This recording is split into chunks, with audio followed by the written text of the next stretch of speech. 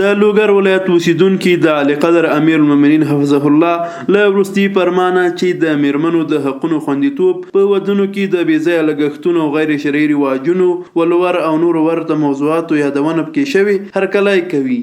غوښتنه مو دا ده چې یوازې داسې نه فرمان چې د کاغذ مخ ولیکل سو او خبره ختمه نه، باید دا عملي هم سي. د زیات ولورونو کمښت لکه ما درته ویلي چې اکثره ځوانان د خارج ته سفر کوي، همدغه د ولور د پوره کولو لپاره او د پیسو د لاسته راوړلو لپاره کوي. بسیار از فرمان امیرالمؤمنین خوش هستیم، بسیار راضی هستیم. مطابق شریعت مطابق دین برای ما فرمان صادر کرد، باید عملی شود، باید تطبیق شود.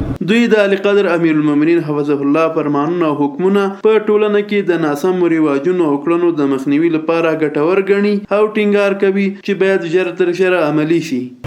موږ خو زه ډېر خوشحاله یم، الحمدلله فرمان نه موږ د فرمان هرکلی کوو، ځکه چې دا مصرفونه واده کې د نکاح اسانه کېږي او نور د مړیو په کورو کې دغه بېځایه مصرفونه چې درې ورځې یا پنځه ډوډۍ نه ورکوي، اشغال غریبان یې چې لري نه چې خپل یې وخوري هغه خلکو ته ورکوي، دغه بېځایه بحث مصرفونه داسې بانس دا ښه خبره ده. الحمدلله موږ د فرمان ډېر خوشحاله یو.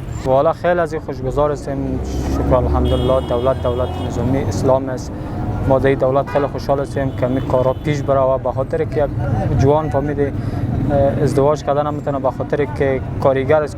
د علي قدر امیر المؤمنین حفظه الله دغه فرمان د ښیښۍ ودونو مصیبتونو او همداراز د حج او عمرې څخه د رسنېدو پر مهال د ناسمو رواجونو د مخنیوي په موخه صادر شوی چې د هیوادوالو له تود هرکلي سره مخ شو.